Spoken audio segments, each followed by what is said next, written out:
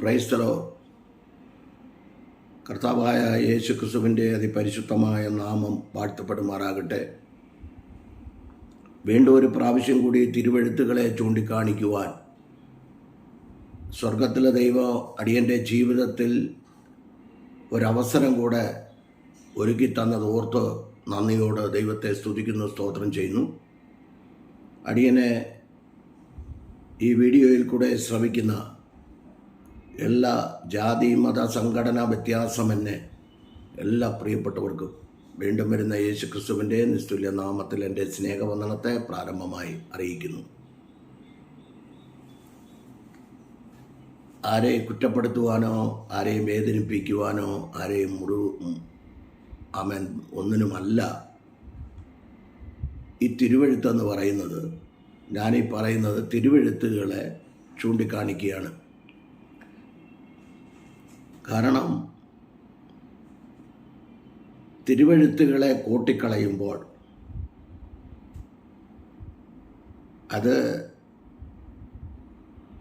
അതങ്ങനെയല്ല, അത് ഇങ്ങനെയാണ് തിരുവെഴുത്ത് പറയുന്നത് എന്ന് മാത്രം പറയുവാനാണ് താല്പര്യപ്പെടുന്നത്. ഇന്നത്തെ എൻ്റെ ചിന്താവിഷയം എന്ന് പറയുന്നത് ശനിയാഴ്ചത്തെ ആരാധനയാണ്, ശബത്തിനെ കുറിച്ചാണ് ചില ചിന്തകൾ.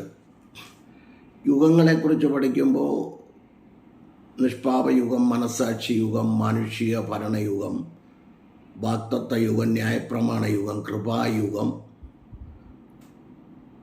ത്തിലാണ് കൃപായുഗം, സഹസ്രാബ്ദ യുഗം 7. കൃപായുഗത്തിലാണ് നമ്മൾ നിൽക്കുന്നത്. ശനിയാഴ്ചത്തെ ആരാധന ശബത്താണ്, ശനിയാഴ്ചയാണ് ദൈവത്തെ ആരാധിക്കേണ്ടത് എന്നൊക്കെ ചിലർ വാദിക്കുമ്പോൾ, എല്ലാവരുമല്ല ചിലർ വാദിക്കുമ്പോൾ,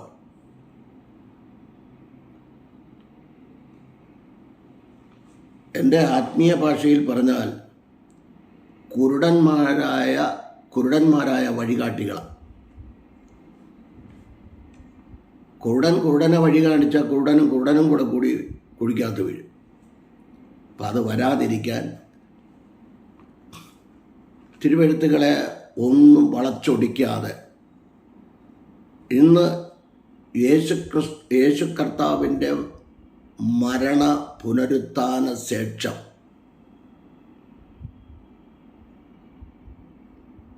തിരുവെഴുത്ത് എന്താണ്, ആഴ്ചവട്ടത്തിൻ്റെ 1-ാം നാൾ എന്ന് പറയുമ്പോൾ ഈ ആഴ്ചവട്ടത്തിൻ്റെ 1-ാം നാൾ ഏതാണ് എന്നുള്ളതാണ്. എല്ലാവർക്കും അറിയാം, യേശു ക്രിസ്തു മരിച്ച ക്രൂശിൽ തറച്ചത് എപ്പോഴാണെന്നും, പുറപ്പാട് ദിവസം 12-ാമത് ആവിമാസം 10-ാം തീയതി ഒരു ഊനമില്ലാത്ത ആടിനെ ഒരുക്കി നിർത്തണം, 14-ാം തീയതി സന്ധ്യയ്ക്ക് അറക്കണം. അങ്ങനെയാണെങ്കിൽ അതെല്ലാവർക്കും അറിയാം. അതുകൊണ്ട് ആ ഭാഗത്തേക്ക് ഞാൻ കടക്കാം. തിരുവെഴുത്തുകളെ ചൂണ്ടിക്കാണിക്കുക ഓടിച്ച്. അപ്പോൾ യേശുക്രിസ്തു വെള്ളിയാഴ്ച ക്രൂസിൽ തറയ്ക്കപ്പെടുന്നു, ശനി ഞായറാഴ്ച ഉയർക്കുന്നു. അതാണ് ആഴ്ചവട്ടത്തിൻ്റെ 1-ാം നാൾ. കർത്താവായ യേശുക്രിസ്തുവിൻ്റെ ഉയർപ്പാണ്, ഉയർപ്പിന് ശേഷമുള്ള കാര്യങ്ങളാണ്. ഉയർപ്പിന് ശേഷമുള്ള ഉയർത്തെഴുന്നേറ്റ യേശുക്രിസ്തുവിനെ ആരാധിക്കുക എന്നുള്ളതാണ്. ചിന്താവിഷയത്തിലേക്ക് ഞാൻ ഓടി വരാം. തിരുവെഴുത്തുകളെ പല വിധത്തിൽ കൂട്ടിക്കളയുമ്പോൾ യോഹന്നാന്റെ സുവിശേഷം 1:1 ഓടിച്ചു പറയാം. ആദിയിൽ വചനമുണ്ടായിരുന്നു, വചനം ദൈവത്തോടു കൂടെയായിരുന്നു, ആ വചനം ദൈവമായിരുന്നു. നിത്യത്വം, വ്യക്തിത്വം, ദൈവത്വം. ആദിയിൽ വചനമുണ്ടായിരുന്നു, നിത്യത്വം, വചനം ദൈവത്തോടു കൂടെയായിരുന്നു, വ്യക്തിത്വം, ആ വചനം ദൈവമായിരുന്നു, ദൈവത്വം. 3 കാര്യമാണ്. അപ്പോൾ 119 സങ്കീർത്തനം 89 വാക്യം വായിക്കുക. യഹോവേ, സ്വർഗത്തിൽ എന്നേക്ക് സ്ഥിരമായിരിക്കുന്ന ഈ വചനം. യേശുക്രിസ്തുവിൻ്റെ പേര് തന്നെ ദൈവവചനമെന്നാണ്. കാരണം വെളിപ്പാട് 19:13 പറയുന്നു, അവൻ രക്തം തളിച്ച ഉടുപ്പ് ധരിച്ചിരിക്കുന്നു, ദൈവവചനമെന്ന് അവന് പേർ വിളിക്കുന്നു. അപ്പോൾ അതുകൊണ്ട് അപ്പോസ്തലന്മാരെല്ലാം തിരുവെഴുത്തുകളെ ചൂണ്ടിക്കാണിച്ചു തരുന്നുണ്ട്. അതുപോലെ തിരുവെഴുത്തുകളെ ചൂണ്ടിക്കാണിക്കുകയാണ്. എൻ്റെ ഒരു ഓടിച്ചൊരു ചിന്ത പറഞ്ഞിട്ട് ഞാൻ എൻ്റെ വിഷയത്തിലേക്ക് വരാം. ഒരു സുവിശേഷത്തെ എന്ന് പറഞ്ഞാൽ യേശുക്രിസ്തു ആണ് സുവിശേഷം. തിമോഥെയോസിന് എഴുതിയ 2 ലേഖനം 2:8 ദാവീദിൻ്റെ സന്തതിയായി ജനിച്ച് മരിച്ച് അടക്കപ്പെട്ട് ഉയർത്തെഴുന്നേറ്റ യേശുക്രിസ്തുവിനെ പ്രസംഗിക്കുന്നു. ഇതാകുന്നു ഞങ്ങളുടെ സുവിശേഷം. സുവിശേഷങ്ങളെന്നല്ല, സുവിശേഷം. അപ്പോൾ നമ്മൾ പ്രസംഗിക്കുന്നത് പോലെ 4 സുവിശേഷങ്ങൾ എന്ന് പറയുന്നതിൽ എനിക്ക് യോജിപ്പില്ല. എന്തോ ആയിക്കോട്ടെ, യോജിപ്പില്ല, ശരിയുമല്ല. ഒരു സുവിശേഷത്തെ വ്യത്യസ്ത നിലകളിൽ യേശുക്രിസ്തുവിനെ കുറിച്ചുള്ള കാര്യങ്ങൾ 4 പേര് എഴുതി. 4 പേരെഴുതിയത് 4 വിധത്തിലാണ്. ഒന്ന്, മത്തായി എഴുതുമ്പോൾ യേശുക്രിസ്തു രാജാവായിട്ട് ചിത്രീകരിക്കുന്നു. മർക്കോസ് എഴുതുമ്പോൾ യേശുക്രിസ്തുവിനെ ദാസനായിട്ട് ചിത്രീകരിക്കുന്നു. യൗവനനായ വൈദ്യനായ ലൂക്കോസ് എഴുതുമ്പോൾ മനുഷ്യനായിട്ട് ചിത്രീകരിക്കുന്നു. യോഹന്നാൻ അപ്പോസ്തലൻ എഴുതുമ്പോൾ ദൈവമായിട്ട് ചിത്രീകരിക്കുന്നു. ഇവർക്ക് ഈ വെളിപ്പാട് എവിടെ നിന്ന് കിട്ടി വിശദീകരിക്കുന്നില്ല. ഒരാൾ രാജാവായിട്ട്, ഒരാൾ ദാസനായിട്ട്, ഒരാൾ മനുഷ്യനായിട്ട്, ഒരാൾ ദൈവമായിട്ട്, ഇവർക്ക് ഈ വെളിപ്പാട് എവിടെ നിന്ന് കിട്ടിയ? അതിന് വേണമെങ്കിൽ യേശുക്രിസ്തുവിൻ്റെ 4 മുഖം, വ്യത്യസ്ത നിലകളിൽ 4 മുഖത്തെക്കുറിച്ച് വിശദീകരിക്കുന്നില്ല. ഒരു വാക്യം തരാം. എസ്കേൽ പ്രവചനം 1:10 വായിച്ചാൽ മതി. 4 മുഖം. ഈ 4 മുഖത്തിനകത്ത് മത്തായി രാജാവാണ്, ദാസനാണ്, മനുഷ്യനാണ്, മനുഷ്യമുഖമാണ്, ദൈവമുഖമാണ്. അപ്പോൾ ഇങ്ങനെ 4 വിധത്തിൽ അവിടെ കിടക്കുകയാണ്. ആത്മാവിൽ പഠിക്കുന്നവർക്ക് ഒന്ന് പരിശുദ്ധാത്മാവിനെ പ്രാപിക്കുക, പരിശുദ്ധാത്മാവിൻ്റെ നിറവ് പ്രാപിക്കുക, അന്യഭാഷകളിൽ സംസാരിക്കുക, ദൈവത്തോട് സംസാരിക്കുക, ആത്മീയ വർധന വരുത്തുക, കൃപാവരങ്ങളിലേക്ക് ജ്വലിക്കുക. ഇങ്ങനെയുള്ളവർക്ക് മാത്രമേ ഈ തിരുവെഴുത്തുകളെ കോട്ടിക്കളയാതെ കുരുടന്മാരായ വഴികാട്ടികൾ മറ്റുള്ളവരെ വഴി കാണിച്ച് കുഴിയിൽ തള്ളിയിടാതിരിക്കാൻ വേണ്ടി ഒരു ചെറിയൊരു സൂചന തരുന്നു എന്നുള്ളതേ ഉള്ളൂ. അപ്പോൾ ഒരു സുവിശേഷത്തെ 4 പേരെഴുതി. യേശുക്രിസ്തുവാണല്ലോ ഒരു സൈഡിലോട്ട് പല വിധത്തിലാണ് വലിച്ചുകൊണ്ട് പോകുന്നത്. 4 സൈഡിലോട്ടാണ് വലിച്ചുകൊണ്ട് പോകുന്നത്. ഒരു കൂട്ടർ യഹോവ സാക്ഷികൾ എന്നും പറഞ്ഞു ഒരു കൂട്ടർ ഇറങ്ങിയിട്ടുണ്ട്, ഒരു കൂട്ടർ യേശുനാമക്കാർ ഇറങ്ങിയിട്ടുണ്ട്, ഒരു കൂട്ടർ ഞങ്ങൾ ബ്രദറൻകാരാണെന്ന് പറഞ്ഞ് ഇറങ്ങിയിട്ടുണ്ട്. ഞങ്ങളൊക്കെ പറയുന്നത് ഞങ്ങളെ പറയാതിരിക്കാൻ പറ്റില്ല, പിതാവിൻ്റെയും പുത്രൻ്റെയും പരിശുദ്ധാത്മാവിൻ്റെയും നാമക്കാരെന്നാണ് പറയുന്നത്. ഓക്കെ. അപ്പോൾ ഇങ്ങനെ 4 സൈഡിലായിട്ട് വലിക്കുക. ഇപ്പം ഞങ്ങൾ ഇങ്ങോട്ട് വലിക്കുന്നു, അപ്പം ഒരാൾ അങ്ങോട്ട് വലിക്കുന്നു. 4 സൈഡിലോട്ടും വലിച്ചുകൊണ്ടിരിക്കുന്നത് കൊണ്ട് യേശുക്രിസ്തു പറഞ്ഞു, 2 3 പേർ എൻ്റെ നാമത്തിൽ ഐകമത്യപ്പെട്ട് എവിടെ കൂടി വരുന്നുവോ ആയവരുടെ നടുവിൽ ഞാനുണ്ട് എന്ന് പറഞ്ഞ കർത്താവായ യേശുക്രിസ്തു നടുവിലാണ്. എവിടെ നോക്കിയാലും നടുവിലാണ്. ക്രൂശിലും 2 കള്ളന്മാരുടെ നടുവിലാണ്, സ്വർഗത്തിലും നടുവിലാണ്. എവിടെ നോക്കിയാലും കർത്താവായ യേശുക്രിസ്തു നടുവിലാണ്. ശിഷ്യന്മാരുമായി കൂടിയിരിക്കുമ്പോൾ അവരുടെ നടുവിലാണ്. വചനം തെളിയിച്ചു കൊടുത്തുകൊണ്ടിരുന്ന കൂട്ടത്തിലും അവിടെയും നടുവിലാണ്. എവിടെ നോക്കിയാലും യേശുക്രിസ്തു നടുവിലാണ്. അപ്പോൾ ആരുടെയും പക്ഷക്കാരനല്ല എന്ന് യേശുക്രിസ്തു തെളിയിക്കുകയാണത്. ഒരു മനുഷ്യൻ്റെയും പക്ഷക്കാരല്ല. അപ്പോൾ അതുകൊണ്ട് ഈ തിരുവെഴുത്തുകളെ കോട്ടിക്കളയാതെ ദൈവമേ ഈ തിരുവെഴുത്തുകളെ ലൂക്കോസ് 24:45 തിരുവെഴുത്തുകളെ തിരിച്ചറിയേണ്ടതിന് ഞങ്ങളുടെ ബുദ്ധിയെ തുറക്കണമേ എന്ന് പ്രാർത്ഥിച്ചാട്ട്. ഈ ബുദ്ധിയെ തുറക്കണം, എന്നാലേ കാര്യങ്ങൾ നടക്കത്തുള്ളൂ.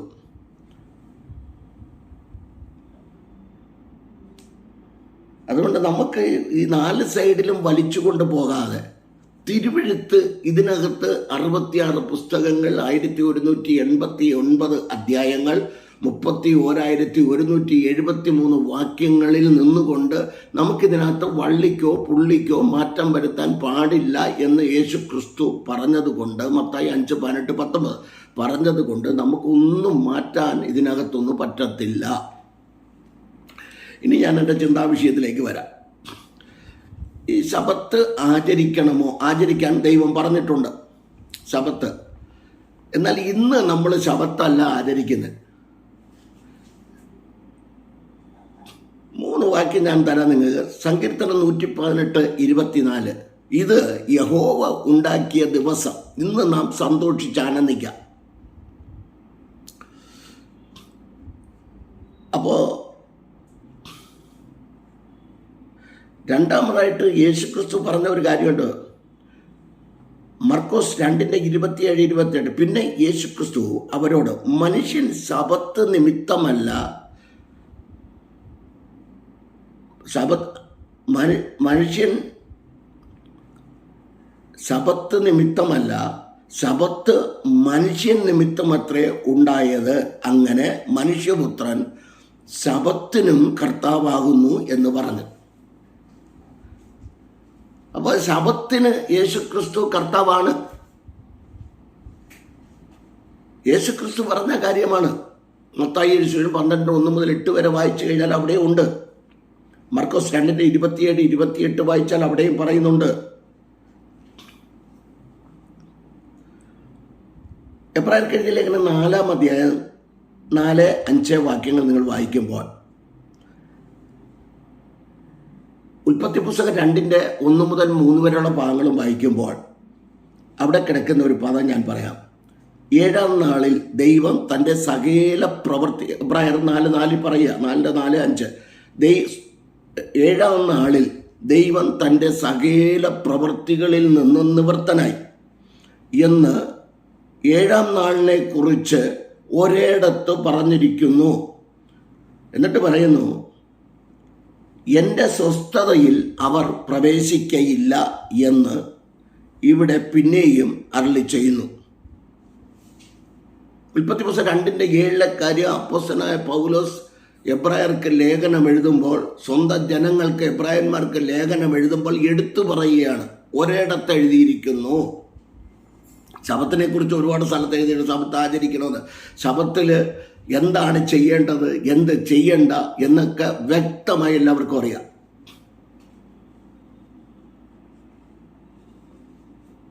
അപ്പോൾ തിരുവെഴുത്തുകളിലേക്ക് നമുക്ക് ഓടിച്ചെല്ലാം. യേശുക്രിസ്തുവിനെ എങ്ങനെ ആരാധിക്കണമെന്നും ഒക്കെ തിരുവെഴുത്തുകളിൽ ഇഷ്ടം പോലെ വാക്യമുണ്ട്.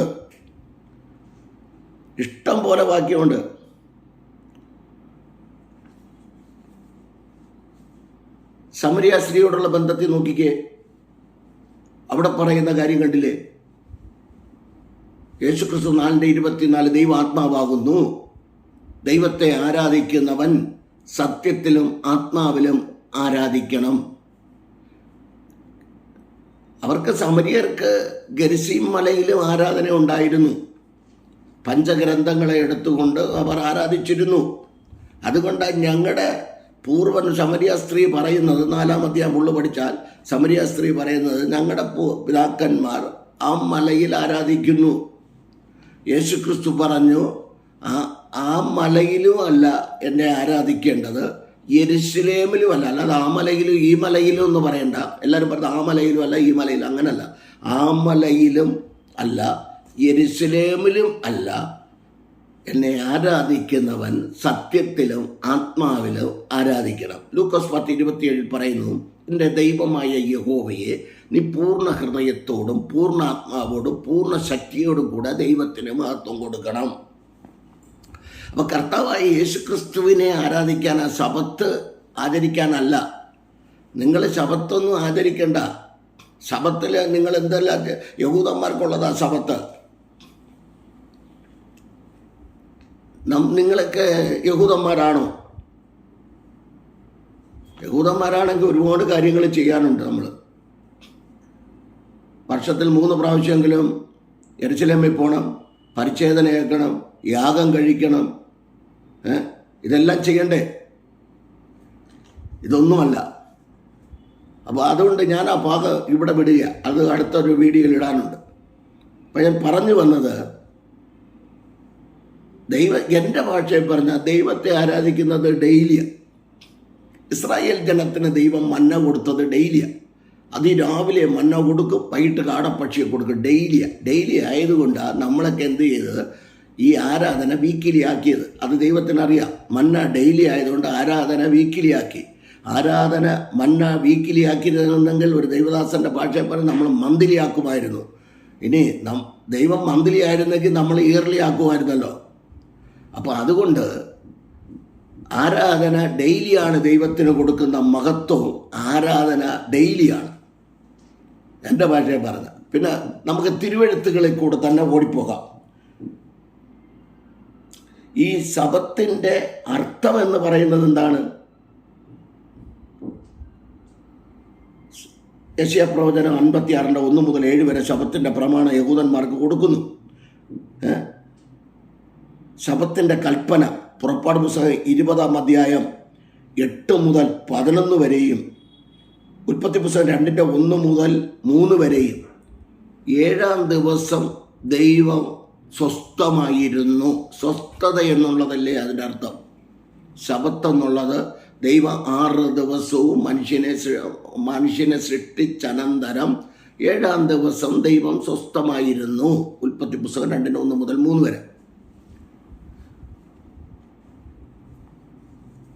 ഈ ശബത്തിൽ ശനിയാഴ്ച ദിവസം ആരാധിക്കണമെന്നൊന്നും പറഞ്ഞിട്ടില്ല. ശബത്തിൽ ആരാധിക്കണമെന്ന് പറഞ്ഞിട്ടില്ല. 6 ദിവസം ദൈവം സകലത്തെ സൃഷ്ടിച്ചു, മനുഷ്യനെ അടക്കം സൃഷ്ടിച്ചു.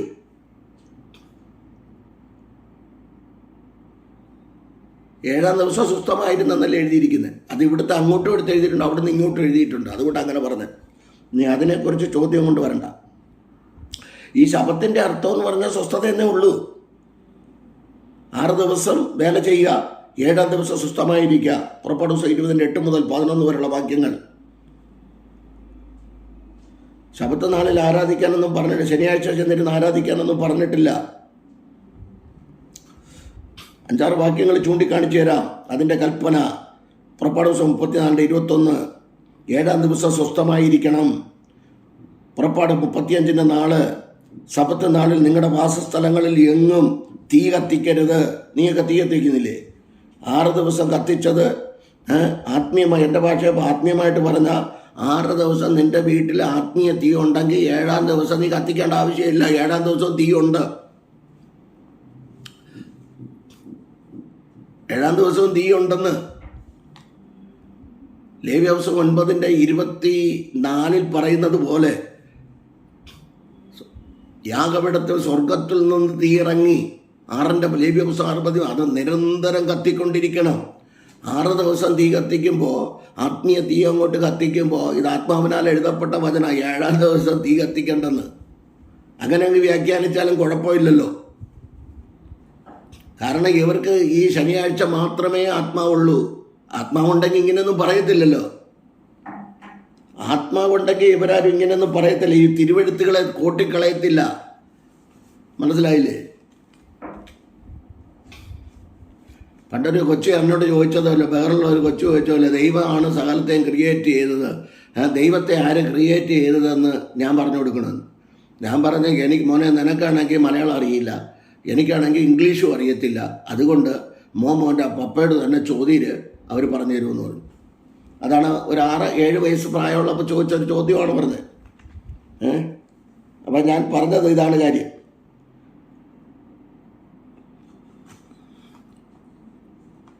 ഇതിനെ കൊണ്ടാണ് യെശയ്യാ പ്രവാചകൻ വിളിച്ചു പറയുക, യെശയ്യാ 58:10, വ്യർത്ഥ സംസാരത്തിൽ നിന്ന് ഒഴിഞ്ഞിരിക്കുക. തിമോഥെയോസിന്റെ 2-ാം ലേഖനം 2:23 മൗഢ്യ തർക്കം നിർത്തിക്കളക. കൊരിന്ത്യർക്ക് എഴുതിയ 1-ാം ലേഖനം 11:16 പറയുന്നു തർക്കം പാടില്ല. എന്നാൽ അപ്പോസ്തലന്മാർ തമ്മിൽ വാദിച്ചിട്ടുണ്ട്. ഗലാത്യ 2-ാം അധ്യായത്തിൽ തെറ്റ് കണ്ടു കഴിഞ്ഞാൽ നമ്മൾ ചൂണ്ടിക്കാണിക്കുക, ശാസിക്കുന്നതിന് കുഴപ്പമില്ല. ഇത് പരസ്പരം വഴിചാരാനോ പരസ്പരം കുറ്റം പറയാനോ ഒന്നും അല്ല. ഞാൻ ഓടിച്ചു വരാം. നിങ്ങൾ അത്യാവശ്യമായിട്ട് വായിക്കേണ്ട ഒരു തിരുവെഴുത്താണ് യെരമ്യാ പ്രവാചകന്റെ പുസ്തകം 17:21-25 വരെയുള്ള വാക്യങ്ങൾ. ആവർത്തനം 5:12-15 വരെയുള്ള വാക്യങ്ങൾ നിങ്ങൾ വായിക്കണം. അതോടൊപ്പം തന്നെ നമ്മൾ 4:23-24 വാക്യവും വായിക്കണം. യോഹന്നാന്റെ സുവിശേഷം.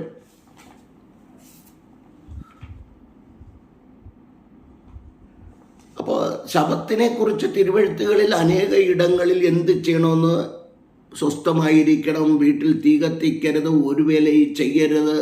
യഹൂദന്മാരെ സംബന്ധിച്ച് ഞാൻ പറഞ്ഞു കേട്ടിട്ടുള്ളത് അവർ തലേ ദിവസമേ എല്ലാം റെഡിയാക്കി വയ്ക്കും. പക്ഷേ ഒരു ലൈറ്റ് സ്വിച്ച് ഉണ്ടല്ലോ, ഒരു ലൈറ്റ് പോലും ഇടത്തില്ല. അതുപോലും തലേ ദിവസമേ അവർ റെഡിയാക്കിയിട്ടിരിക്കുന്ന. അവരുടെ അടുപ്പിൽ തീ കത്തിക്കത്തില്ല. നിങ്ങളുടെ അടുപ്പിൽ തീ കത്തിക്കുന്നില്ലേ? ശനിയാഴ്ച ദിവസം വെറും ശുദ്ധ മണ്ടത്തരങ്ങളെ വിളിച്ചു പറയുക, ജനത്തെ വഴികാട്ടി, കുരുടന്മാർ, ആത്മാവില്ലാത്തവർ വഴിതെറ്റിക്കുക ജനത്തെ. ഞാൻ എൻ്റെ ചിന്താവിഷയത്തിൽ അതുകൊണ്ട് തൃത്വത്തിൽ രണ്ടാമനായ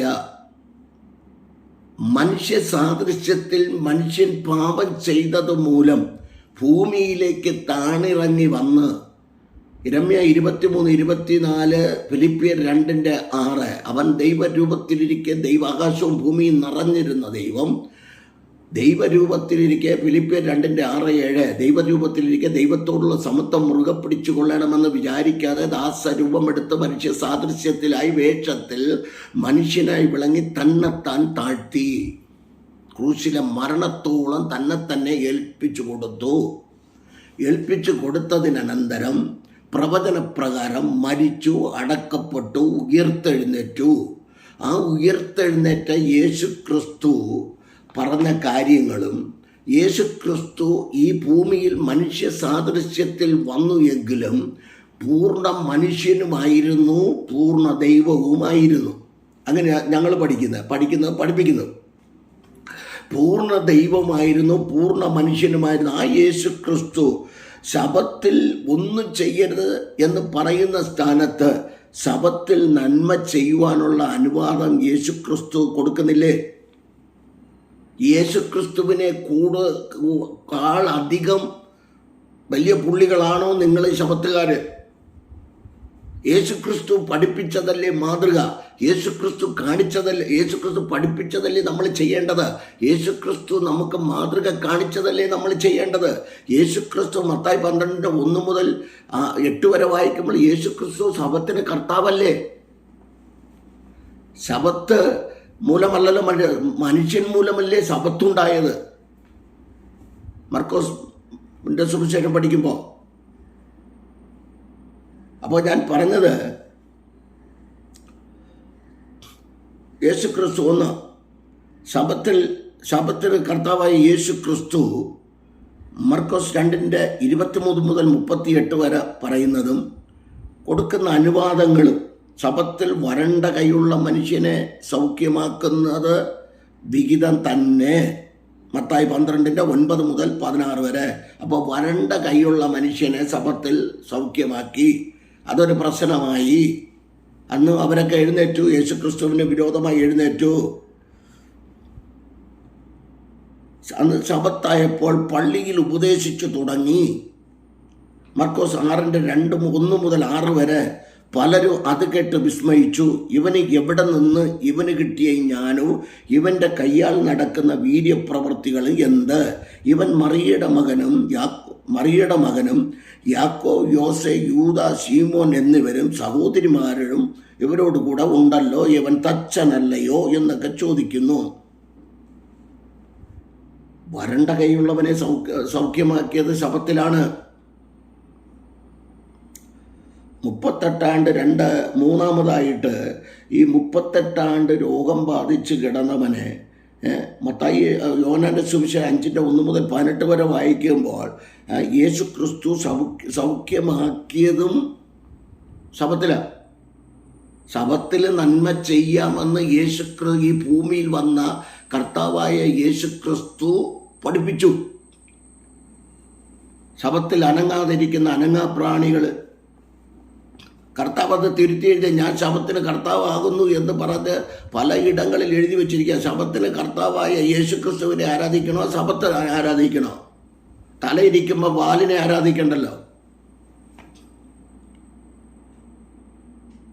അപ്പോൾ അവന് കിടക്കെടുത്ത് ആ രോഗി 38 രോഗം ബാധിച്ച് കിടന്നവനെ സൗഖ്യമായി കഴിഞ്ഞപ്പോൾ ചോദിക്കുന്ന, നിന്നോട് ആര് പറഞ്ഞു ഇന്ന് ശബത്തല്ലേ കിടക്ക എടുത്ത് നടക്കാൻ? കിടക്കെടുക്കാൻ ആര് പറഞ്ഞു?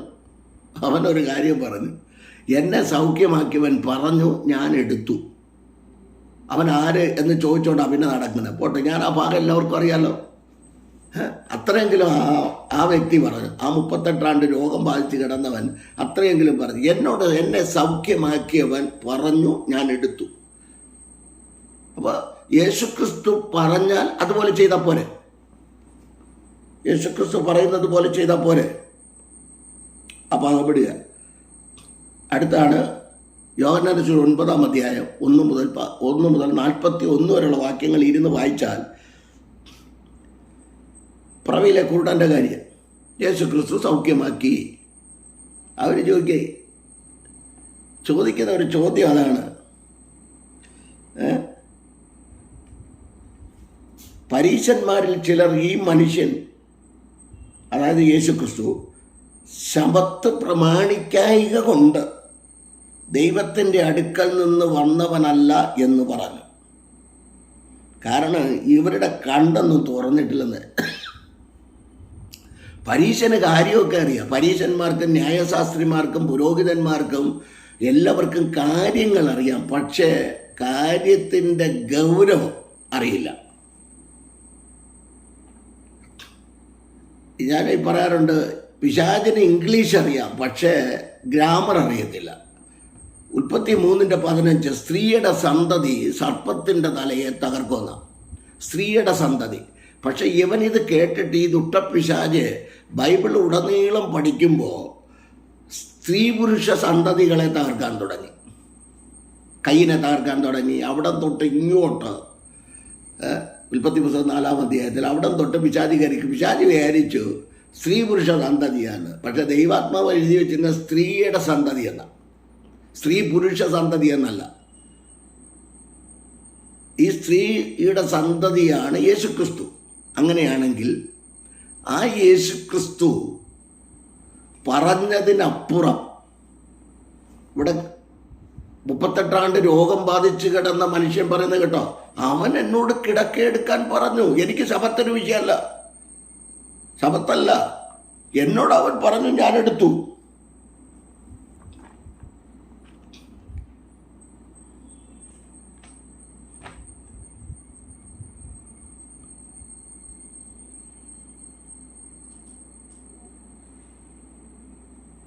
യോഹന്നാന്റെ സുവിശേഷം 7:23-24 മോശയുടെ ന്യായപ്രമാണത്തിൽ നീക്കം വരാതിരിപ്പാൻ ശബത്തിലും പരിച്ഛേദന ഏൽക്കുന്നു എങ്കിൽ ശബത്തിൽ ഒരു മനുഷ്യനെ മുഴുവനും സൗഖ്യമാക്കിയതിൽ എന്നോട് ഈർഷ്യപ്പെടുന്നുവോ? കാഴ്ചപ്രകാരം വിധിക്കരുത്, നീതിയുള്ള വിധി വിധിപ്പിൻ. ഇന്നും ഞങ്ങൾ ഞായറാഴ്ച ദിവസം ആരാധിക്കുന്നതിൽ ഇപ്പോൾ ശബത്തുകാർ ശനിയാഴ്ചത്തെ കേരളത്തിലെ യഹൂദന്മാരും എല്ലാം യഹൂദന്മാർ പിന്നെ ആരാധിക്കട്ടെ, കാരണം അവന് യേശുക്രിസ്തുവിനെ ദൈവമായിട്ട് അംഗീകരിച്ചിട്ടില്ല. അതുകൊണ്ട് യഹൂദന്മാരെന്തോ ചെയ്തോട്ട്, ഞാനതിലേക്ക് കിടക്കുന്നില്ല. ഞാൻ പറയുന്ന ഇവിടുത്തെ കേരളത്തിലെ കുറേ യഹൂദന്മാരുണ്ടല്ലോ, തിരുവെഴുത്തുകളെ അറിയാത്ത കുറേ, തിരിച്ചറിയാൻ കഴിയാത്ത ചില യഹൂദന്മാരുണ്ടല്ലോ. ശനിയാഴ്ച ദിവസം ശബത്ത് നാളിൽ ആരാധന സ്റ്റാർട്ട് ചെയ്യുന്നത്. സ്വസ്ഥമായിരിക്കാനേ പറഞ്ഞിട്ടുള്ളൂ. ശബത്ത് എന്ന് പറഞ്ഞാൽ സ്വസ്ഥത, അത്രയേ ഉള്ളൂ അർത്ഥം. അപ്പോസ്തലപ്രവൃത്തി 1:12 അത് ഞാൻ പിന്നത്തേതിൽ പറയുന്നതാണ്.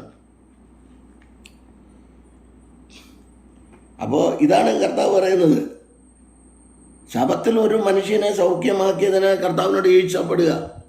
ശബത്ത് ഓക്കെ. ഇന്ന് ഇവർ നമ്മളോട് ഞായറാഴ്ച ദിവസം ആരാധിക്കുന്ന നമ്മോട് എന്ത് ചെയ്യുന്നു? ഈർഷ്യപ്പെട്ടുകൊണ്ടിരിക്കുക. ഇവർ കാണിക്കുന്നത് തെറ്റാണ്. ഇവൻ പറയാൻ ഇവൻ ആരാന്നാണ് ഞാൻ ചോദിക്കുന്നത്.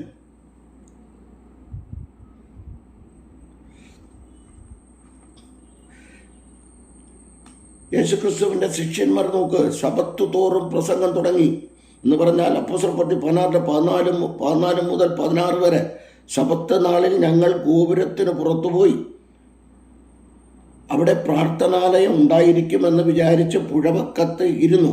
അവിടെ കൂടിയിരുന്ന സ്ത്രീകളോട് സംസാരിച്ചു. ലുദിയായും കുടുംബവും അവർ രക്ഷിക്കപ്പെട്ടു, സ്നാനപ്പെട്ടു, അവർ ദൈവസഭയോട് ചേർന്നു, അല്ലെങ്കിൽ ദൈവസഭ അവരുടെ വീട്ടിൽ ആരാധിച്ചു എന്നല്ലേ എൻ്റെ അർത്ഥം. സബത്ത് നാളിൽ അവർ പ്രസംഗിച്ചു. അനങ്ങാൻ പാടില്ല, അനങ്ങാ പ്രാണികൾ. അപ്പോസ്തലന്മാര് യേശുക്രിസ്തു മാതൃക, അപ്പോസ്തലന്മാർ നമുക്ക് മാതൃക, തിരുവെഴുത്തുകൾ നമുക്ക് ആധാരമാണ്. ഇതിൽ കൂടുതൽ നമുക്കൊന്നുമില്ല. അടുത്ത് പറയുന്ന ഒരു കാര്യമാണ് അപ്പോസ്തലപ്രവൃത്തി 18:4. എന്നാൽ സബത്ത് തോറും അവൻ പള്ളിയിൽ സമ്പാദിച്ചും യഹൂദന്മാരെയും യൗവനന്മാരെയും സമ്മതിപ്പിച്ചു. അതിൻ്റെ അർത്ഥം എന്നാ? ശബത്തുകാരൻ അതൊന്ന് വായിച്ചു നോക്കി, അതിൻ്റെ അർത്ഥം എന്നാ? ഇനി ശബത്തിലാണോ ആരാധിക്കുന്നത്? പിന്നത്തേതിൽ തരാം. നീ ദൈവാലയത്തിലേക്ക് പോകുമ്പോൾ നിന്റെ കാൽ സൂക്ഷിക്കാന്നാണ് സഭാപ്രസംഗി 5:1 പറയുന്നത്. നീ കാല് മാത്രമല്ല, മൊത്തം സൂക്ഷിക്കണം. ദൈവത്തോട് കളിക്കരുത്, ദൈവവചനത്തെ കോട്ടിക്കളയരുത്, ജനത്തെ വഴിതെറ്റിക്കരുത്, പാവപ്പെട്ട വിശ്വാസികളെ വഴിതെറ്റിക്കരുത്.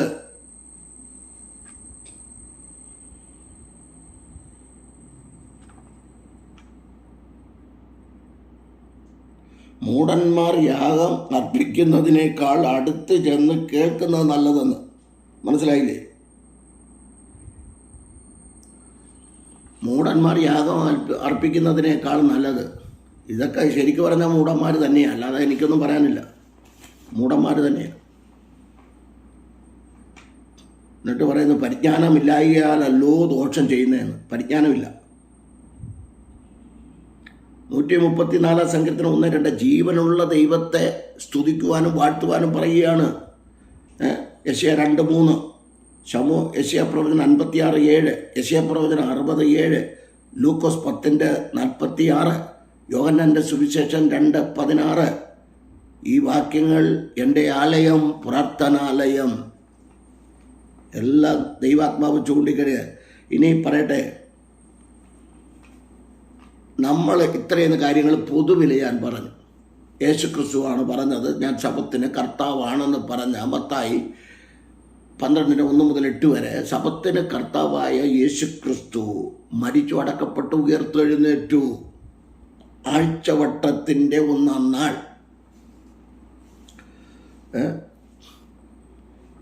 ആഴ്ചവട്ടത്തിൻ്റെ 1-ാം നാൾ യേശുക്രിസ്തു ഉയർത്തെഴുന്നേൽക്കുന്നു. മഗ്ദല മറിയയ്ക്ക് പ്രത്യക്ഷനായി. അപ്പോൾ ആഴ്ചവട്ടത്തിൻ്റെ 1-ാം നാൾ, 7-ാം നാൾ ശബത്തല്ല. മർക്കോസ് 16:9. നല്ലതുപോലെ വായിച്ചുകൊണ്ട് എമ്മൗസിലേക്ക് പോയ 2 പേർക്ക്, ശിഷ്യന്മാർക്ക് 2 പേർക്ക് യേശുക്രിസ്തു പ്രത്യക്ഷനായി. ലൂക്കോസ് 24:13-15 വരെയുള്ള ഭാഗങ്ങൾ വായിച്ചാൽ അവിടെ കാണാം. അപ്പോസ്തലനായ പൗലോസ് ത്രോവാസിൽ ആഴ്ചവട്ടത്തിൻ്റെ 1-ാം നാൾ തോറും, ആഴ്ചവട്ടത്തിൻ്റെ അപ്പോസ്തലപ്രവൃത്തി 20:7. അപ്പോൾ ഇന്നത്തെ ആരാധന ഞായറാഴ്ച തന്നെയാണ്. ലോകമെമ്പാടും ആരാധിക്കുന്നത് ചില കുരുടന്മാരെ ഒഴിച്ച്, കുരുടന്മാരായ വഴികാട്ടികളെ ഒഴിച്ച് ബാക്കി മുഴുവനും ആരാധിക്കുന്നത് യേശുക്രിസ്തുവിനെ. ഈ ഞായറാഴ്ച യേശുക്രിസ്തുവിൻ്റെ ഉയർപ്പിനോടനുബന്ധിച്ച് തന്നെയാണ് ആരാധന. യോഹന്നാൻ അപ്പോസ്തലനുണ്ടായ വെളിപ്പാടും കർത്തൃദിവസത്തിൽ ആത്മവിവശനായി. ഈ ആത്മീയ അവശതയുള്ളവന് ഇതൊന്നും മനസ്സിലാകത്തില്ല. കർത്തൃദിവസത്തിൽ ആത്മവിവശനായി. അപ്പൊ കർത്തൃദിവസം ഏതാ? യേശുക്രിസ്തു ഉയർപ്പിൻ്റെ ദിവസം. AD എന്നും BC എന്നും അവിടെയല്ലേ 2ആയി തിരിയുന്നത്. ക്രിസ്തുവിൻ്റെ ഉയർപ്പ്. ഇതൊക്കെ എന്നെക്കാൾ അറിയാം, ഡോക്ടറേറ്റ് പഠിച്ചവരൊക്കെ എല്ലാവരും. അതുകൊണ്ട് ഞാൻ അതിനെക്കുറിച്ച് പറയുന്നില്ല. എനിക്ക് വലിയ അറിവൊന്നുമില്ല. ഞാൻ പറയുന്നത് നമ്മുടെ കൂടെ ഉള്ളവരെങ്കിലും തെറ്റിക്കാതിരിക്കാനാണ് ഞാനിത് പറയുന്നത്. മനസ്സുള്ളവർ കേൾക്കട്ടെ. ഞാൻ തിരുവെഴുത്തുകളെ മാത്രമേ ചൂണ്ടിക്കാണിക്കുന്നുള്ളൂ. അപ്പോൾ നോക്കിക്കൊണ്ടേ, അപ്പോസ്തലന്മാർ ആഴ്ചവട്ടത്തിൻ്റെ ഈ പൗലോസ് അപ്പോസ്തലനേക്കാൾ വലിയ പുള്ളികളൊന്നും അല്ലല്ലോ അവര്. ഇനി യേശുക്രിസ്തു കാണിച്ചു തന്ന മാതൃകയാണ് ആരാധന. പതിവ് പോലെ അവൻ പള്ളിയിൽ ചെന്നു. ലൂക്കോസ് 4:14 മുതൽ 24 വരെയുള്ള ഭാഗങ്ങൾ വായിക്ക്. അടുത്ത് അപ്പോസ്തലന്മാരുടെ മാതൃക എന്താണെന്ന് നോക്കിക്കേ.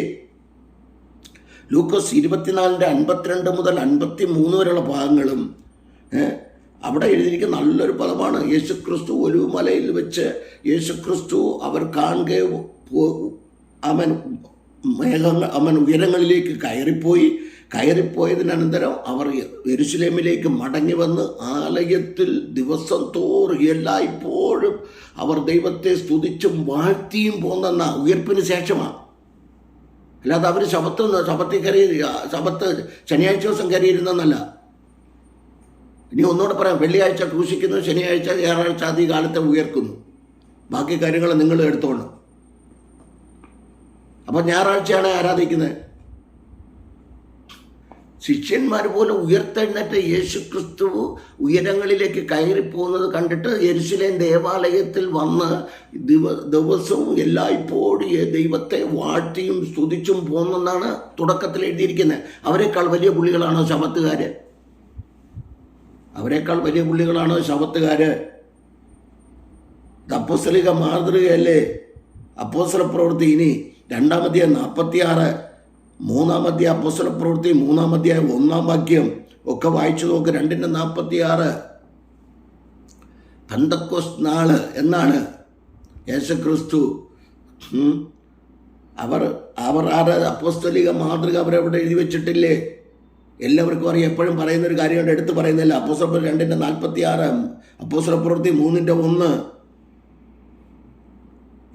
യോഹന്നാന്റെ സുവിശേഷം 7:14 ഞാൻ വായിക്കാം. പെരുന്നാൾ കഴിഞ്ഞ ശേഷം പള്ളിയിൽ എന്ന് പറഞ്ഞാൽ പെരുന്നാൾ പാതി കഴിഞ്ഞ ശേഷം പള്ളിയിൽ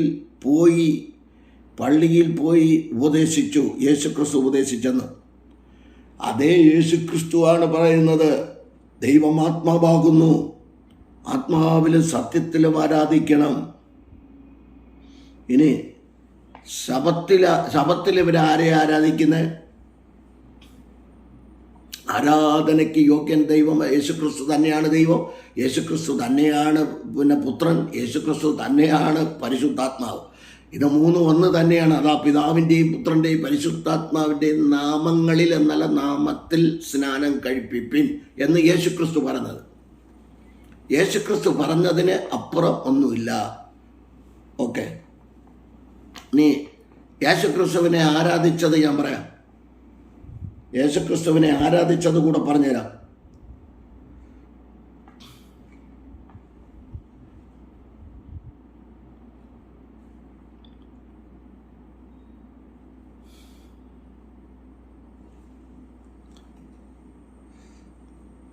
മത്തായി എഴുതിയ സുവിശേഷം 2:11 വാക്യം. വിദ്വാൻമാർ യേശുക്രിസ്തുവിനെ നമസ്കരിച്ചു. അതിനെക്കുറിച്ച് എല്ലാവർക്കും അറിയാം.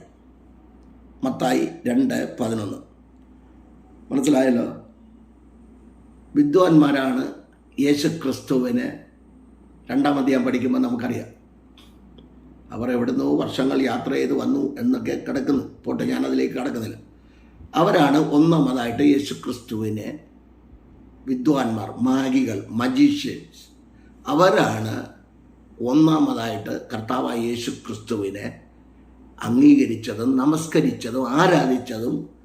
അല്ലാതെ ഉണ്ണിയേശു എന്നല്ല അവർ പറയുന്നത്. അപ്പോൾ പോട്ടെ, ഞാൻ ആ ഭാഗത്തേക്ക് കിടക്കുന്നില്ല. രണ്ടാമതായിട്ട് പടകിലുള്ളവർ പറയുക.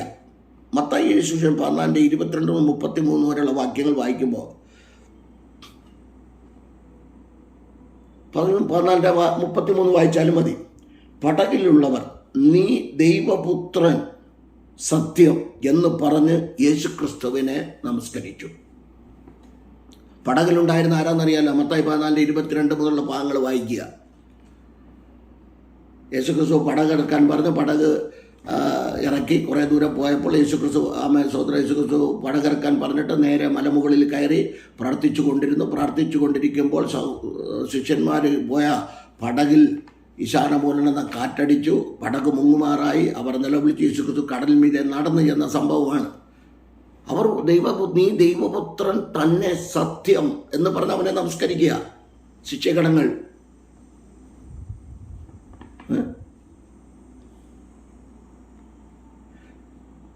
മത്തായിയുടെ സുവിശേഷം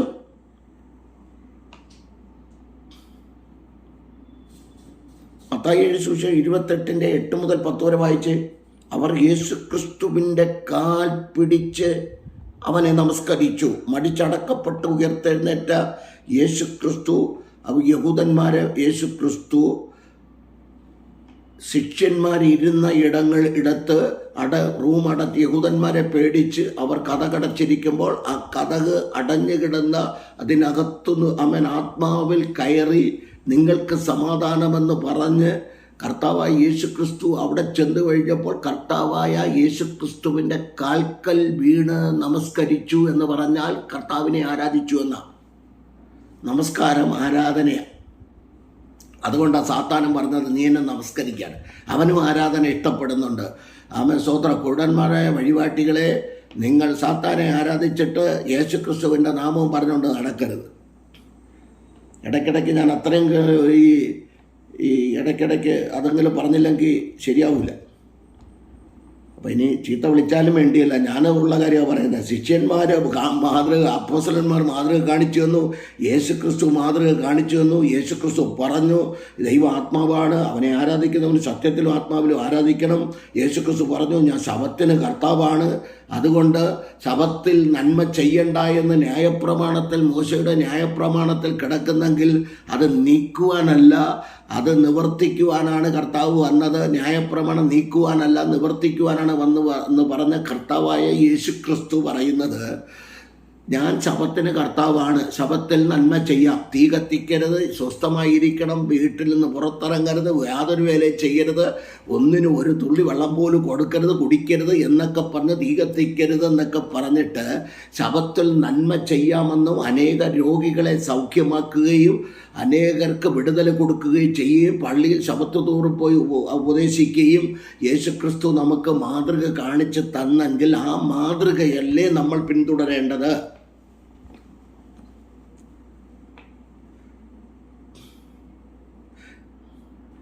അവർ ദൈവാലയത്തിലിരുന്ന് ദൈവത്തെ സ്തുതിച്ചു.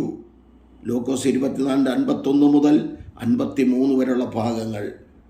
ശിഷ്യന്മാർ ഉയർത്തെഴുന്നേറ്റ യേശു ക്രിസ്തുവിനെ സ്തുതിച്ചെന്ന് മനസ്സിലായില്ല. അപ്പോൾ ആരെ ആരാധിക്കേണ്ടേ?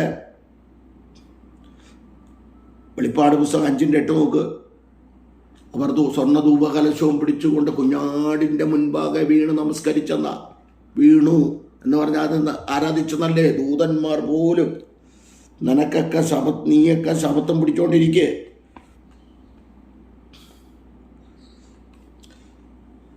നീയൊക്കെ ശബത്തം പിടിച്ചോണ്ടിരിക്കാതെ ദൈവവചനത്തെ കൊണ്ട് അല്ലെങ്കിൽ നീ ഡെയിലി അങ്ങ് ആരാധിക്കുക.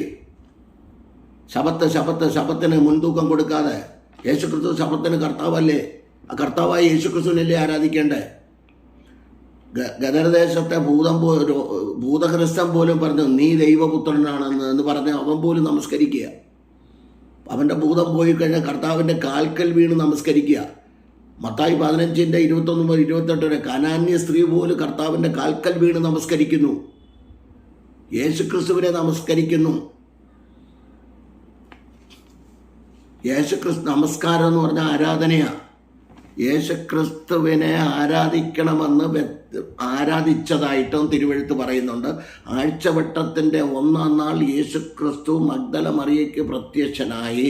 ആഴ്ചവട്ടത്തിൻ്റെ 1-ാം നാൾ അപ്പോസ്തലന്മാർ എന്ത് ചെയ്തു?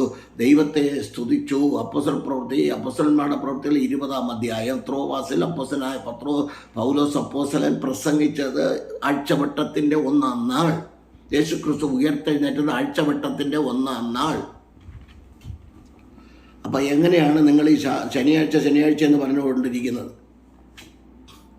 നമുക്ക് തിരുവെഴുത്തുകളിൽ അടിസ്ഥാനം യേശുക്രിസ്തുവിൻ്റെ ഉയർപ്പിന് ശേഷം നമ്മൾ ആരാധിക്കുന്നത് ശബത്താണോ അതോ ശബത്ത് ആചരിക്കുകയാണോ അതോ ശബത്തിന് കർത്താവായ യേശുക്രിസ്തുവിനെ ആരാധിക്കുകയാണോ?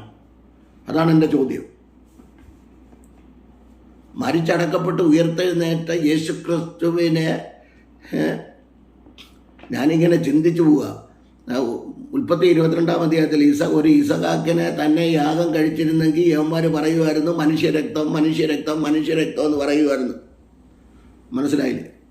അതുകൊണ്ട് ആ പാപമില്ലാത്തവൻ, കൊരിന്ത്യർക്ക് 2-ാം ലേഖനം 5:21, പാപമില്ലാത്തവനിൽ പാപമാക്കി മുഴുലോകത്തിൻ്റെ പാപത്തെ ചുമന്നു കൊണ്ടുപോകുന്ന ദൈവ കുഞ്ഞാട് ആത്മാവിൽ തുള്ളിയവൻ പറയുക. യോഹന്നാൻ 1:29. ഇവൻ ആരാണ്?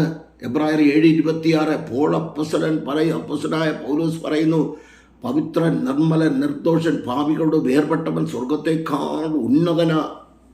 അതാ യേശുക്രിസ്തു. ആ യേശുക്രിസ്തുവിനല്ലേ ആരാധനയ്ക്ക് യോഗ്യൻ. തൃത്വം മനസ്സിലാക്കണമെങ്കിൽ, പിതാവ്, പുത്രൻ, പരിശുദ്ധാത്മാവ് മനസ്സിലാക്കണമെങ്കിൽ, ശബത്തുകാരെ, യേശുനാമക്കാരെ, നിങ്ങളൊരു കാര്യം ചെയ്യണം. 2 കാര്യം ചെയ്യാവൂ. അവൻ ആത്മനിറവ് പ്രാപിക്കുക. കൊരിന്ത്യർക്ക് എഴുതിയ 1-ാം ലേഖനം 12-ാം അധ്യായം, 13-ാം അധ്യായം, 14-ാം അധ്യായം ഒക്കെ വായിച്ച് ബ്രദറൻകാരും കൂടെ ചേർന്ന് വായിച്ച് ഇതിനെ മനസ്സിലാക്കണം. എന്നാലേ മനസ്സിലാക്കാം. കർത്താവെ, അപ്പോസ്തലന്മാർ ചെയ്തതുപോലെ ഞങ്ങൾക്ക് ആത്മനിറവ് തരണമേ. അവർ 10 ദിവസം കാത്തിരുന്നു. അപ്പോസ്തലന്മാരുടെ പ്രവൃത്തികൾ 1:12 മുതൽ 15 വരെ അവർ യേശുക്രിസ്തുവിൻ്റെ അമ്മ മറിയടക്കം അവർ ഒരുമിച്ച് കാത്തിരുന്നു. ആത്മനിറവിന് 10-ാം ദിവസം യേശുക്രിസ്തു മരിച്ച് അടക്കപ്പെട്ട് ഉയർത്തെഴുന്നേറ്റ യേശുക്രിസ്തു 40 ദിവസക്കാലം ഭൂമിയിലുണ്ടായിരുന്നു. കൊരിന്ത്യർക്ക് 4 ലേഖനം 15:1 മുതൽ 10 വരെ വായിക്കുമ്പോൾ അവൻ 500-ലധികം പേർക്ക് പ്രത്യക്ഷനായി. വ്യക്തിപരമായി പ്രത്യക്ഷനായതുണ്ട്, അവിടെ എഴുതിയിട്ടുണ്ട്. നമുക്ക് ആ കർത്താവായ യേശുക്രിസ്തുവിൻ നമ്മൾ തമ്മിലടിക്കാനോ വഴക്കുണ്ടാക്കാനോ ഒന്നിനുമല്ല. സത്യം തിരിച്ചറിയണം. സത്യം, പരിശുദ്ധാത്മാവ് വരുമ്പോൾ, സത്യത്തിൻ്റെ ആത്മാവ് വരുമ്പോൾ നിങ്ങളെ സകല സത്യത്തിലും വഴി നടത്തുമെന്നല്ലേ. അപ്പോൾ പരിശുദ്ധാത്മാവാൻ ദൈവം സകല സത്യത്തിലും വഴി നടത്തുമ്പോൾ ആ പരിശുദ്ധാത്മാവിനെ നിൻ്റെ ഉള്ളിൽ പ്രാപിക്കാതെ, കാത്തിരുന്ന് പ്രാപിക്കാതെ, നിങ്ങൾ ഇതൊക്കെ പറഞ്ഞുകൊണ്ട് നടന്നത് കൊണ്ട് ഞാൻ ഡോക്ടറേറ്റ് എടുത്തതാണെന്ന് പറഞ്ഞുകൊണ്ട് പെരുമ്പാവൂരുള്ളൊരു പുള്ളി കുറേ കാര്യങ്ങളായിരുന്നു വിട്ടിത്തരങ്ങൾ വിളിച്ച് പറഞ്ഞിട്ടുള്ളത്. അന്ന് തൊട്ടേ ഞാനിതൊക്കെ ഓരോന്നോരോന്ന് പഠിച്ചു. ദൈവദാസന്മാരൊക്കെ ശക്തമായി ദൈവദാസന്മാർ പിന്നെ അനിൽ കൊടുത്തോട്ടം ദൈവദാസന്, പാസ്റ്റർ കൊല്ലം ഷമീർ, പാസ്റ്റർ ലാസർ ബി മാത്യു, ഇവരൊക്കെ ശക്തമായിട്ട് ഇവർക്ക് മറുപടി കൊടുത്ത്. എന്നിട്ട് ഇവർ അടങ്ങുന്നില്ല. ഇവർ വഴികാട്ടികളെ കുരുടന്മാർ. ഇവരൊക്കെ എന്ത് ചെയ്യുന്നുണ്ടെന്നറിയാമോ? ഇവർ വീണ്ടും ജനത്തെ വഴിതെറ്റിക്കുക. ശനിയാഴ്ചയാണ് ആരാധന എന്ന് പറഞ്ഞ് ഇവർ വഴിതെറ്റിച്ചുകൊണ്ടിരിക്കുക. അപ്പം അതുകൊണ്ട് വഴിതെറ്റിച്ചുകൊണ്ടിരിക്കുക. അതുകൊണ്ടാണ് ഞാൻ ഈ തിരുവെഴുത്തുകളെ ചൂണ്ടിക്കാണിച്ചു തരുന്നത്. യേശുക്രിസ്തുവിനെ ആരാധിക്കേണ്ടത് ദൂതന്മാർ പോലും യേശുക്രിസ്തുവിനെ വണങ്ങുകയാണ്. യേശുക്രിസ്തുവിനെയാണ് ആരാധിക്കുന്നത്. ശബത്ത് പിടിച്ചുകൊണ്ടിരിക്കാതെ. ലൂക്കോസ് 10:27, യോഹന്നാന്റെ സുവിശേഷം 4:20 മുതൽ 26 വാക്യങ്ങളൊക്കെ വായിച്ച് ദൈവം ആത്മാവാകുന്നു, ആത്മാവിൽ സത്യത്തിലും ദൈവത്തെ ആരാധിച്ച് ദൈവത്തിന് മഹത്വം കൊടുക്കുക സഹോദരങ്ങളെ. ഇനി നിങ്ങൾക്കൊരു ചിന്ത കൊടുത്താന്ന് ഞാനിവിടെ നിർത്താം.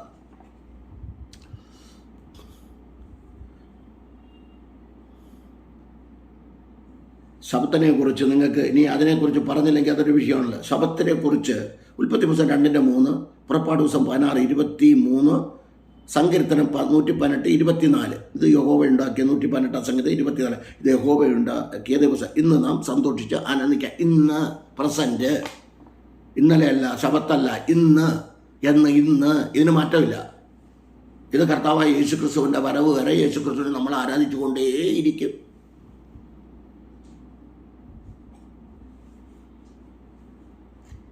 ആത്മദർശനം പ്രാപിച്ച കർത്തൃദിവസത്തിൽ ആത്മവിവശനായ അപ്പോസ്തലനായ യോഹന്നാൻ വെളിപ്പാട് ദിവസം 15 പറയുന്നത് മോശ പോലും അവിടെ പാട്ടുപാടിക്കൊണ്ടിരിക്കുകയാണ്.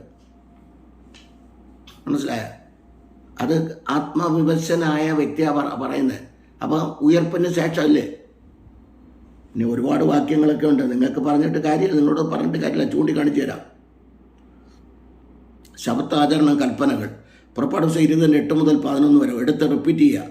പുറപ്പാട് ദിവസം 34:21, പുറപ്പാട് ദിവസം 35:3, ലേവ്യ പുസ്തകം 26:1-2, ആവർത്തനം 5:12, നെഹമ്യ 10:31, യെശയ്യാപ്രവചനം 56:2, യെശയ്യാപ്രവചനം 58:13-14. ശബത്ത് ദിവസത്തെ വഴി ഏകദേശം 2000 മുഴം നീളം. 1 മുഴം 18 ഇഞ്ചെന്ന് പുസ്തകത്തിൽ വായിച്ചു. 28 ഇഞ്ച് ഒരു മുഴമെന്ന് പറയുന്നത്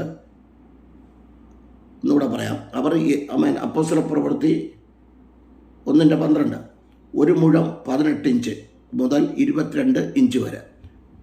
അവർ യെരുശലേമിന് സമീപത്ത് ഒരു സബത്ത് ദിവസത്തെ വഴി ദൂരമുള്ള ഒലിവ് മല വിട്ട് യെരുശലേമിലേക്ക് മടങ്ങിപ്പോന്നു. സബത്ത്. അടുത്ത് സംവത്സരം. 7 കൊല്ലത്തിൽ 1 കൊല്ലം വിമോചന സംവത്സരം ദേശത്തിന് സബത്ത്. പുറപ്പാട് പുസ്തകം 23:11, ലേവ്യ പുസ്തകം 25:4, ആവർത്തനം 15:1, 31:10, യെരമ്യ 34:14, ഉൽപ്പത്തി പുസ്തകം 2:1 മുതൽ 3 വരെ, പുറപ്പാട് പുസ്തകം 20:8 മുതൽ 11. 6 ദിവസം വേല ചെയ്യണം, 7-ാം ദിവസം സ്വസ്ഥമായിരിക്കണം. സ്വസ്ഥതയാണ് സബത്ത്. ദൈവം സ്വസ്ഥമായിരുന്നു. നിങ്ങൾ സ്വസ്ഥമായിരിക്കണം. തീ കത്തിക്കരുത്, യാതൊരു വേലയും ചെയ്യരുത്, അടുപ്പിൽ തീ പോലും കത്തിക്കരുത്. ഇതൊക്കെ എടുത്തു പറയുകയാണ്.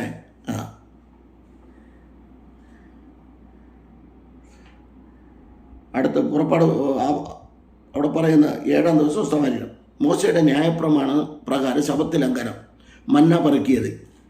പുറപ്പാട് ദിവസം 16:27 മുതൽ 28 വരെ. മരണശിക്ഷാർഹമായത് പുറപ്പാട് ദിവസം 31:14, സംഖ്യാപുസ്തകം 15:32 മുതൽ 35 വരെ. സാമാന്യ വേല ചെയ്യുന്നതിൽ നെഹമ്യ 13:15. ശബത്ത് ലംഘനം സംബന്ധിച്ച് മുന്നറിയിപ്പുകൾ യെരമ്യ 17:27 മുതൽ 28. എസക്കേൽ 20:13 മുതൽ 13, 20:13, 22:8 മുതൽ 15 വരെ. എസക്കേൽ പ്രവാചകന്റെ പുസ്തകം. ശബത്ത് എന്നാൽ സ്വസ്ഥത എന്നല്ലേ അർത്ഥം. ദൈവം ഉണ്ടാക്കിയ ദിവസമാണ്. അതാണ് ഞായറാഴ്ച. ഞായറാഴ്ചയാണ് നമ്മൾ ദൈവത്തെ ആരാധിക്കുന്നത്. ഞായറാഴ്ചയാണ് നമ്മൾ ദൈവത്തെ ആരാധിക്കുന്നത്. നമ്മളിന്നും ആരാധിച്ചുകൊണ്ട് ലോകമെമ്പാട് എല്ലാവരും, യൂറോപ്യൻ കൺട്രികളൊന്നും അവരൊന്നും മോശക്കാരൊന്നും അല്ലല്ലോ. അവർ പോലും ഞായറാഴ്ച ആരാധിക്കുന്നത്. ഇപ്പോൾ ദുബൈയിൽ പോലും വെള്ളിയാഴ്ച എന്നുള്ളത് ഞായറാഴ്ച ആരാധനയാക്കി. അവർക്ക് പോലും കൊടുത്ത ബുദ്ധി. ശബത്തുകാരെ നിങ്ങൾക്കുണ്ടോ? ദുബൈയിലെ വെള്ളിയാഴ്ച ദിവസമായിരുന്ന ആരാധന ഏകദേശം 1 വർഷത്തിൽ കൂടുതലായി. 1 വർഷത്തിൽ കൂടുതലായി ഞായറാഴ്ച ദിവസം അവിടെ ആരാധന. ദൈവത്തെ ആരാധിക്കാൻ, ജീവനുള്ള ദൈവത്തെ ആരാധിക്കാൻ അവർ പോലും എന്ത് ചെയ്തു? ആരാധിക്കാൻ സമ്മതിക്കുക ഞായറാഴ്ചയാണെന്ന്. അവർക്ക് പോലും മനസ്സിലായി യേശു ക്രിസ്തു ഉയർത്തെഴുന്നേറ്റത് ഞായറാഴ്ചയാണെന്ന്. ഞാനിതെല്ലാം പറഞ്ഞതിൻ്റെ കാരണം നിങ്ങൾക്ക് കുറച്ച് അറിവൊക്കെ ഉള്ളവരല്ലേ, അതുകൊണ്ട് മനസ്സിലാക്കിയിരിക്കാൻ വേണ്ടി പറഞ്ഞതാ സഹോദരങ്ങളെ. അതുകൊണ്ട് നമുക്ക് കർത്താവായ യേശു ക്രിസ്തുവിനെ സത്യത്തിലും ആത്മാവിലും ആരാധിച്ച് ആ വിശുദ്ധ ഞായറാഴ്ച കർത്താവ് ഉയർത്തെഴുന്നേറ്റ കർത്താവിനെ നമുക്ക് ആരാധിക്കാം. ദൈവം നമ്മെ അനുഗ്രഹിക്കട്ടെ. ദൈവം നിങ്ങളെല്ലാവരെയും അനുഗ്രഹിക്കട്ടെ. ഈ വചനം കേട്ട എല്ലാവരെയും, ജാതിമത സംഘടന വ്യത്യാസമെന്നെ എല്ലാവരെയും ദൈവം അനുഗ്രഹിക്കട്ടെ. കണ്ണുകളടയ്ക്കാൻ പ്രാർത്ഥിക്കാം. പരിശുദ്ധ പിതാവേ, ഈ തിരുവഴുത്തുകളെ ചൂണ്ടിക്കാണിക്കുവാൻ സ്വർഗത്തിലെ ദൈവം സഹായിച്ച കൃപകൾക്കായി സ്തോത്രം. കർത്താവെ, ദൈവവചനം മാത്രം അടിയൻ ചൂണ്ടിക്കാണിച്ചു.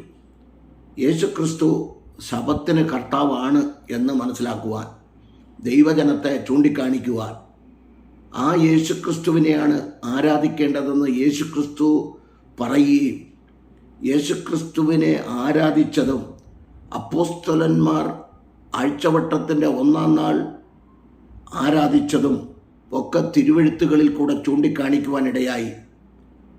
വിദ്വാൻമാർ പോലും വന്ന് യേശുക്രിസ്തുവിനെ നമസ്കരിച്ചതും തിരുവെഴുത്തുകളിൽ കൂടെ ചൂണ്ടിക്കാണിക്കുവാൻ സ്വർഗത്തിലെ ദൈവം ഭാഗ്യം ചെയ്തു. നന്ദി പറയുന്നു.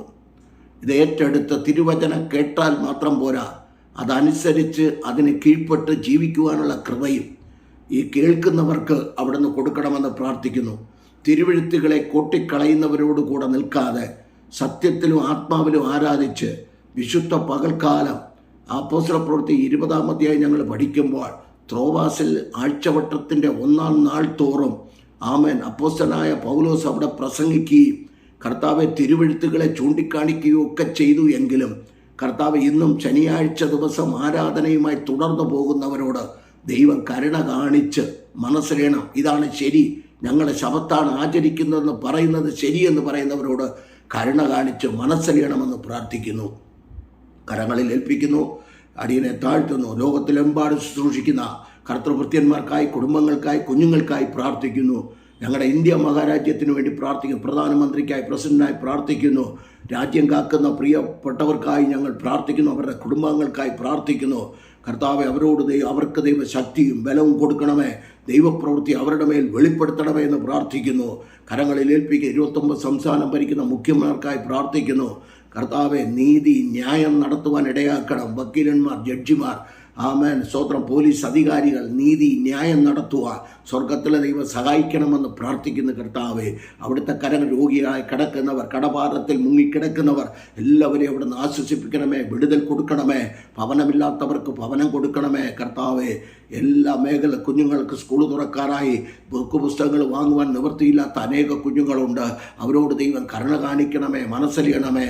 ഉപജീവന മാർഗത്തിന് നിവൃത്തിയില്ലാതിരിക്കുന്നവർക്ക് ഉപജീവന മാർഗത്തിനുള്ള വഴികളെ തുറന്നു കൊടുക്കണമേ എന്ന് അടിയൻ പ്രാർത്ഥിക്കുന്നു കർത്താവെ.